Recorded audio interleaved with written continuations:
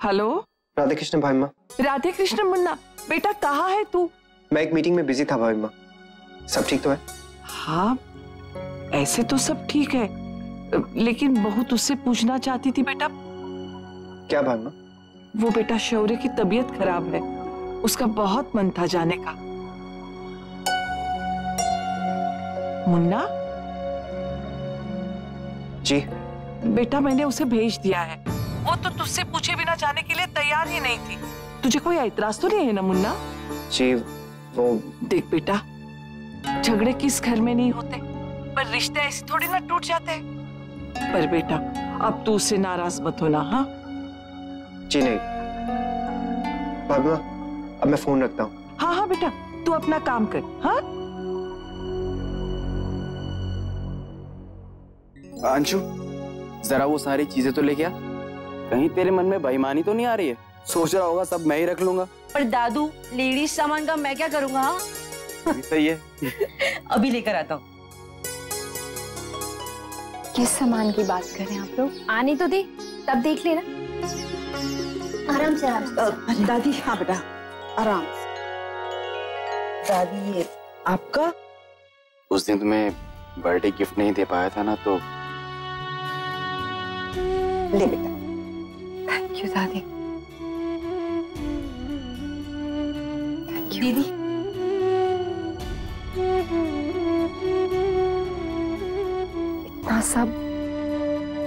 इतना सब कहाँ है? हम सब की तरफ से तो एक ही है, बाकी सब तो तेरे शौर्य दादू की तरफ से।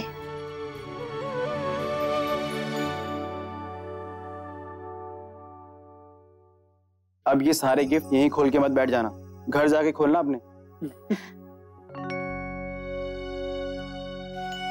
नहीं दादू, वो दरअसल अभी ले जाऊंगी तो दादू, आप चाहते हैं ना कि मैं ये सारे गिफ्ट्स घर ले जाऊं? मैं भी चाहती हूँ कि मैं ये सारे तोहफे अपने साथ ले जाऊं, लेकिन ऐसे चोरी छुपे नहीं, सबके सामने ये कह के कि ये सारे तोहफे मेरे दादू ने मुझे दिए। दादू, मैं बहुत जल्दी सारे तोहफे ले जा पाऊंगी? पता नहीं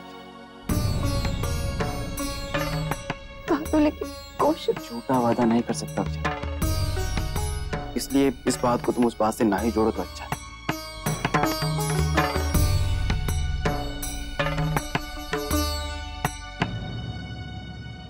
चलती हूँ, अपना ख्याल रखिएगा दादू।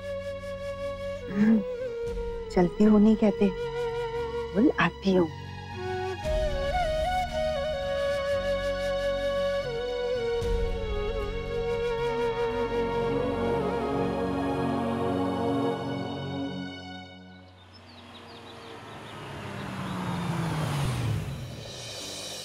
जी अभी तक जो देख रहा हूँ वो बिल्कुल ठीक है। हाँ हाँ नक्श बेटा, एक सेकेंड, क्या कर रहे हो बेटा? आप इसको मुंह में नहीं डालते हैं, और इसको क्यों किक कर रहे हो? छोड़ो छोड़ो छोड़ो छोड़ो छोड़ो छोड़ो छोड़ो, बस इसको यहाँ रहने दो। हाँ सॉरी नैतिक, आ जाओ डुगू, आ जाओ मम्मा के पास, आ जाओ डुगू। जी हाँ। क्या हो गया?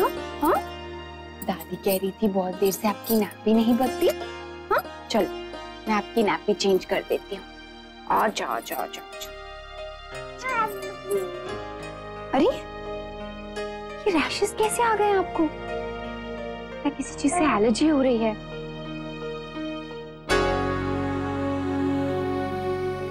नैतिक, आज ऑफिस में आप बहुत बिजी थे क्या? मैंने फोन किया था। अब अगर एक आदमी दो लोगों का काम संभालेगा तो बिजी तो हो ही जाता है ना। लेकिन नैतिक, दादू सच में बहुत बीमार हैं, उन्हें बहुत तेज बुखार है, मैं उन्हें देखने गई थी। हाँ भाभी माँ ने मुझे बताया। आप मुझसे नाराज तो नहीं है ना? अगर आपको वहां जाकर अच्छा लगा तो मेरी नाराजगी का तो सवाल ही पैदा नहीं होता ना। नैतिक, में ये बात यहाँ पर खत्म की जा सकती है अक्षर।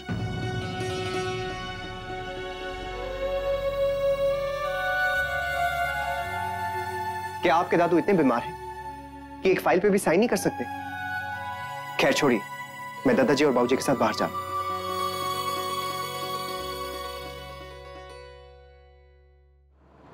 मुन्ना, तू दिन भर का थका हुआ है और हम थारे को साथ लिया है। कैसी बातें कर रहे हैं आप दादाजी? दादाजी तो घर पे ही मना कर रहे थे, तो मैंने ही कहा गाड़ी तो शमशेर ले जा रहा है टायर बदलने के लिए, तो मुन्ना के साथ चले जाएंगे। जाना जरूरी था ना, इसीलिए। कोई प्रॉब्लम नहीं है बाबूजी। आजकल कितने सारे टेस्ट करवा देते हैं डॉक्टर, इंसान देखे तो डर जाए। लेकिन एक तरह से देखा जाए तो अच्छा ही है, इसी बहाने से पता चल जाता है कि इंसान को कौन कौन सी बीमारियां नहीं है। बिल्कुल ठीक कहा।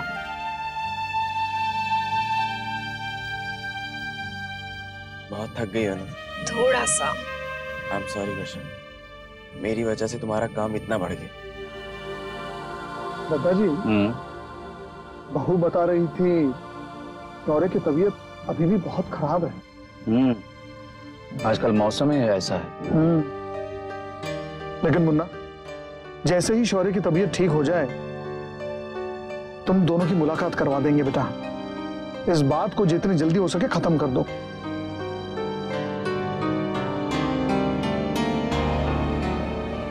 एक मिनट जरा रोकना। अरे क्या हुआ शौर्य? कुछ नहीं, एक काम है। आप मुझसे कह दीजिए ना, मैं करती हूँ। आपको पहले कितनी वीकनेस है। छोटी सी तो बात है, अभी है। शौर्य,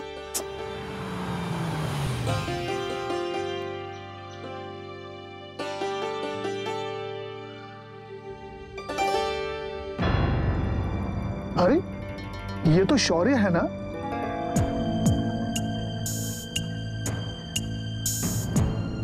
मुन्ना, गाड़ी रोक।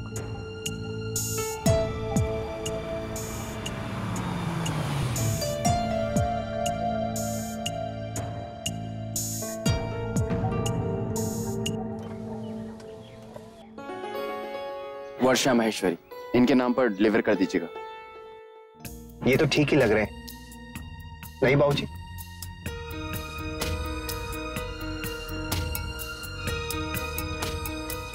देख लिया उसने हमारे को।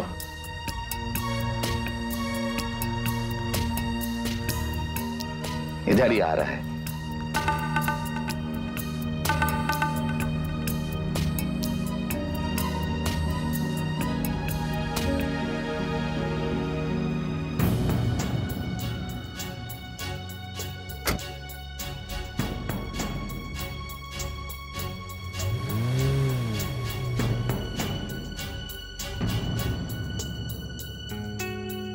देख लिया आपने दादाजी, हमें देखकर भी अनदेखा कर दिया। बीमारी का बहाना बनाकर यहाँ घूम रहे हैं। लेकिन बहू ने भी तो हमसे यही कहा था कि शौर्य की तबीयत बहुत खराब है। बहू हमारे से झूठ थोड़ी ना बोलेगी। हाँ दादाजी, आप ठीक कह रहे हैं। लेकिन मन में एक बात उठ रही है, अगर शौर्य घर से बाहर निकलने लायक हो चुका है तो समधी जी ने हमें फोन करके बताया क्यों? वो तो जानते हैं ना कि हम शौर्य की तबीयत के ठीक होने का इंतजार कर रहे हैं। शायद उन लोगों के लिए बात इतनी जरूरी नहीं है जितनी आप लोगों के लिए है।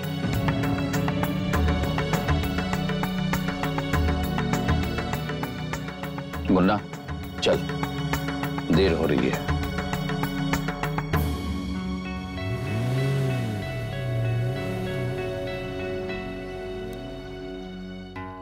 लेकिन शौर्य ने आप लोगों को देखा था ना? हाँ भाभी माँ।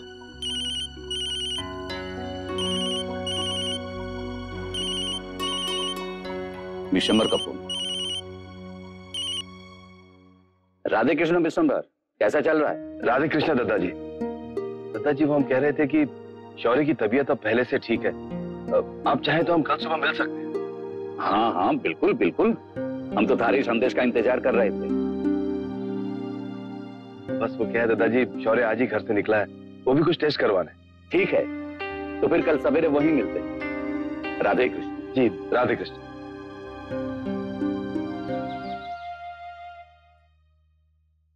दादाजी, आपने मुझे बुलाया?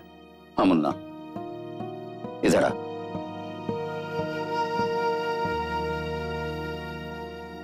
देख बेटा, जैसे कि तय हुआ था कि आज हम विशंबर और सौरभ से मिलने जाएंगे, हमारी सिर्फ इतनी इच्छा है कि तू अपने गुस्से पे काबू रखना और वहां एक बड़े भाई की तरह बर्ताव करना। कोई ऐसी बात मत करना बेटा जिससे किसी को बुरा लगे।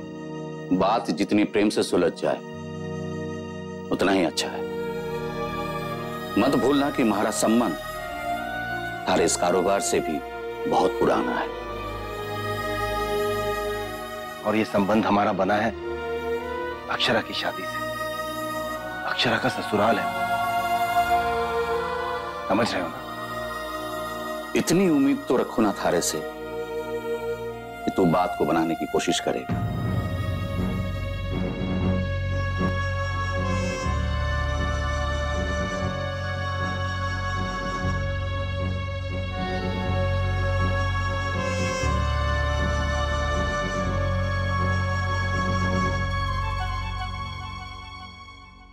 क्या बात है बेटा, क्या सोच रहे हो? माँ, हमारा मन बहुत घबरा रहा है। अगर वहां बच्चे अपने गुस्से पर काबू ना कर पाए तो? नहीं नहीं बेटा, ऐसा हरगिज नहीं होगा। दादाजी तो होंगे वहां। अगर तुम नहीं संभाल पाओगे तो दादाजी बात को संभाल लेंगे और बेटा वो तुम्हारी परिस्थिति भी समझेंगे। विशंबर, बेटा मन में कोई भी गलत विचार मत आने दो। जो होगा अच्छा होगा। भगवान करे सब ठीक हो जाए, बस दोनों आपस में बात सुलझा दे।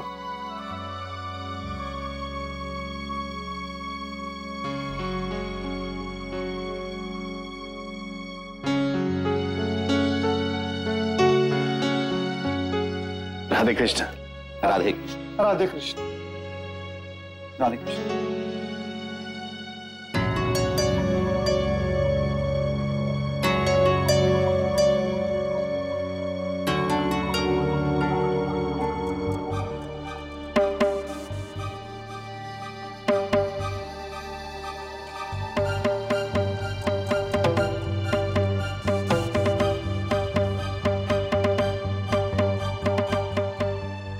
आओ बेटा, बैठकर बात करें।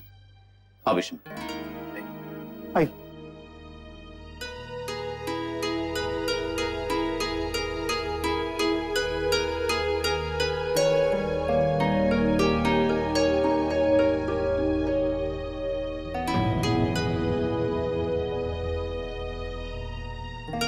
दादाजी,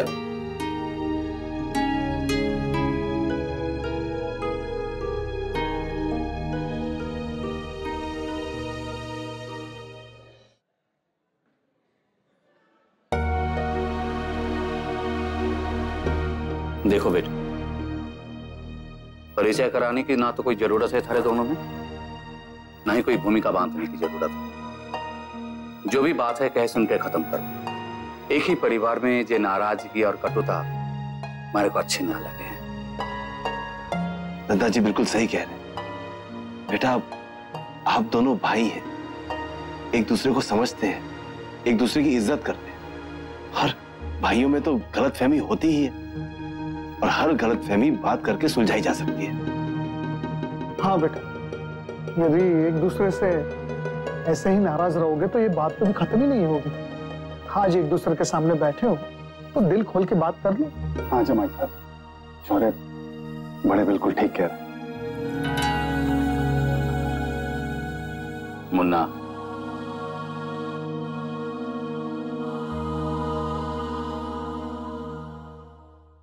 वर्षा, जरा फोन तो लगा।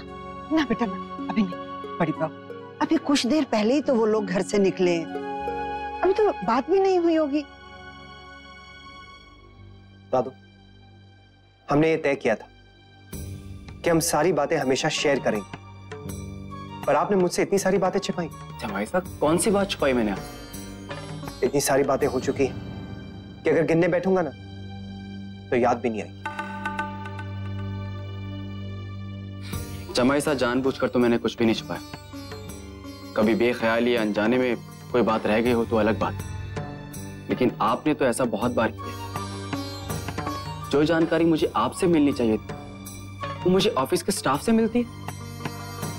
अरे मुझसे डिस्कस करना तो दूर, आप मुझे बताना भी जरूरी नहीं समझते? जब आपको बताने का कोई फायदा नहीं तो फिर आपको बता के मतलब ही क्या है? क्योंकि आप तो हमेशा अपने मन की ही करते हैं ना। मैं मुन्ना, दादाजी आप इनसे पूछिए कि नया स्टाफ भर्ती करने की क्या जरूरत है। जमाई साहब नया स्टाफ भर्ती किया तभी तो टाइम से पहले टारगेट अचीव कर पाए, वरना आप खुद ही बताइए क्या इतने कम समय में इतना बड़ा काम हो सकता है? हो सकता था अगर हम शुरू से मेहनत करते तो। आपके कहने का मतलब है कि मैंने मेहनत नहीं की, यहां तक बिजनेस को ऐसे ले आया मैं? बिजनेस को यहां तक लाने वाले आप अकेले नहीं है दादा। मुन्ना, फिर तो वही बात करे। इस बिजनेस के लिए मैंने भी बहुत मेहनत की और सब जानते हैं कि कौन मेहनत करता है और कौन छुट्टी का बहाना कर घर बैठता है। जमाई साहब छुट्टी लेने का शौक नहीं है मुझे। बीमारी में हर इंसान, कोई इंसान बीमार होता है ना तो घर पे आराम करता है, मार्केट में फूल नहीं खरीदता।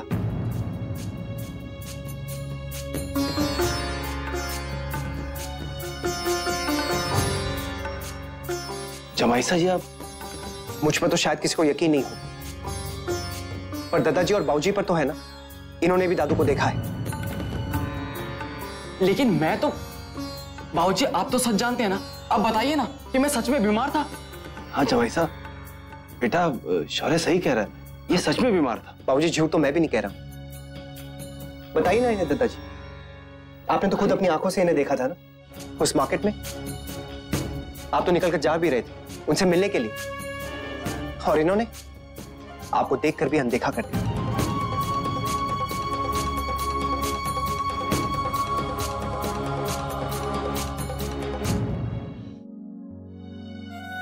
बैठ जा बहू, इस तरह परेशान होने से क्या होगा? हाँ भाभी माँ, वो मैं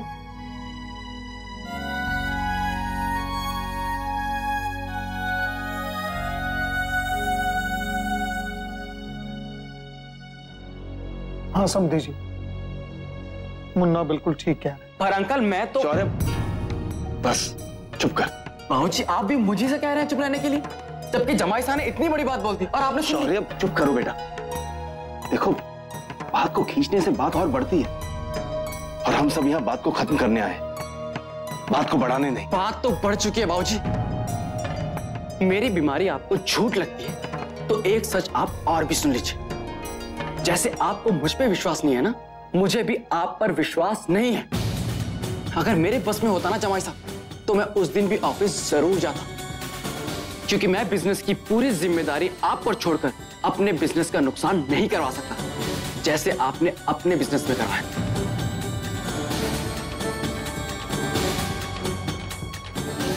शौर्य बेटा ये तुम क्या कह रहे हो? अगर जमाईसा से एक बार बिजनेस में नुकसान हुआ है तो इसका मतलब ये तो नहीं ना कि हम इन पर विश्वास ही नहीं कर सकते।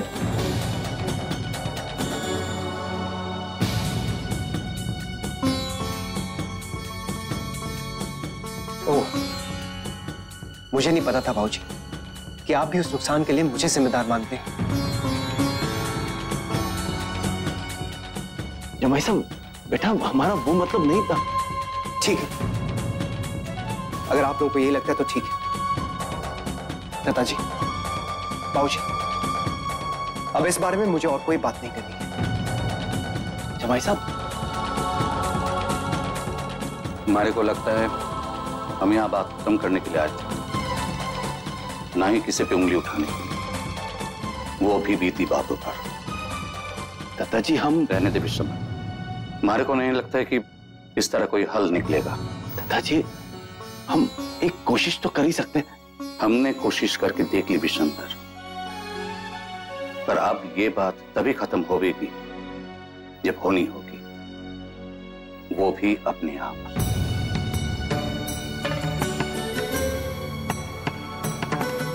राधे कृष्ण। चल राजपन्ना। जमाई साहब बेटा,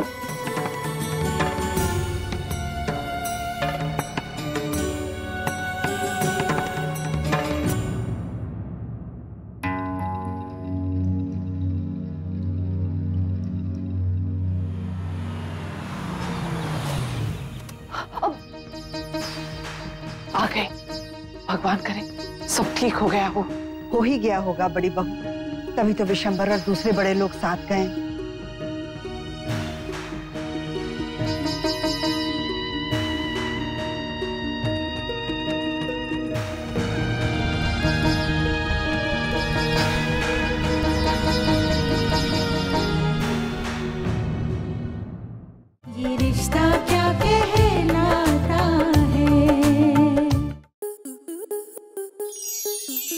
प्लस के ऐसे ही और बेहतरीन लम्हे देखने के लिए सब्सक्राइब करें हमारे YouTube चैनल को।